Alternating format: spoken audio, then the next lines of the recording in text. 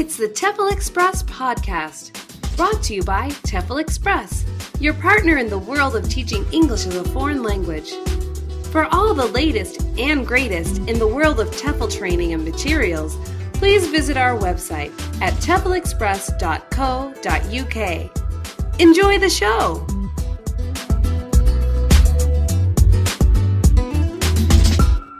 Today we're going to have a discussion with an ESL teacher, and can you please start by introducing yourself? Hi, my name's Joshua Suarez. I'm from the U.S. I've been teaching for about 6 years. I've taught in China, Korea, and a little bit in the States. Okay, great. Let's start talking about your first lesson with a new class. What are your impressions of that first lesson, and what do you think is important about them?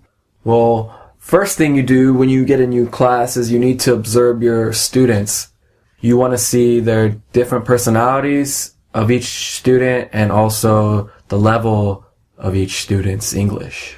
Right. That is a good way to, try to determine what their level is, definitely by observing. I've always found that extremely important as well. Also, what else would we observe? Is there anything else important, like the way they interact with the other children or students if they're older? I think it's really important that you talk one-on-one with each of your students. You need to get them to be comfortable with you.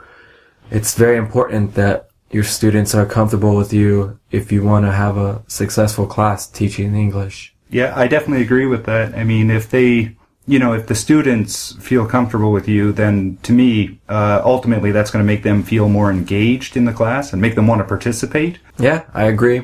Also, some ways to get closer to the students are, prepare some warm-ups for your class.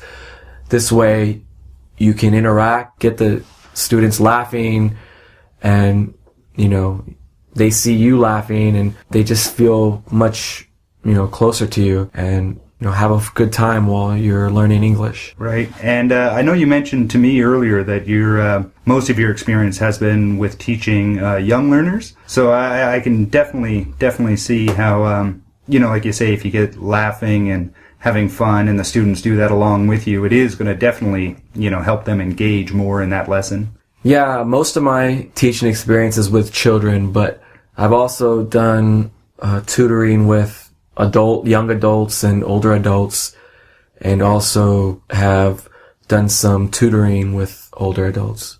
Just where you have taught a variety of age groups, what would you say is the biggest difference in teaching adults as opposed to young learners? The biggest difference is teaching the children. You don't want to overwhelm them with all the English like you can do with the adults. The adults, it's, you don't have as much fun during your lesson as you do with the children. You've got to keep the children's attention, so you need to make the class much more interesting and fun. What are some ways you would make it more interesting, for the young learners in specific? Like, would you focus on, say, something like visuals? Yeah, it's very important that when you're teaching the students that you're not very monotone. You want to be very animated, and this will help keep the children's attention. Definitely. Yeah, absolutely. That's correct. From my experience as well, it makes a world of difference for,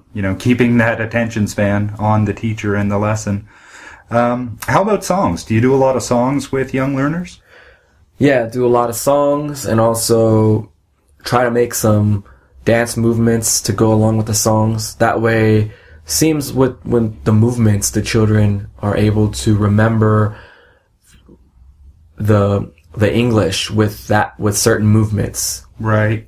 So they kind of can put the two together, in their head in a sense, a way of remembering it, I would think, eh? Yep. Good.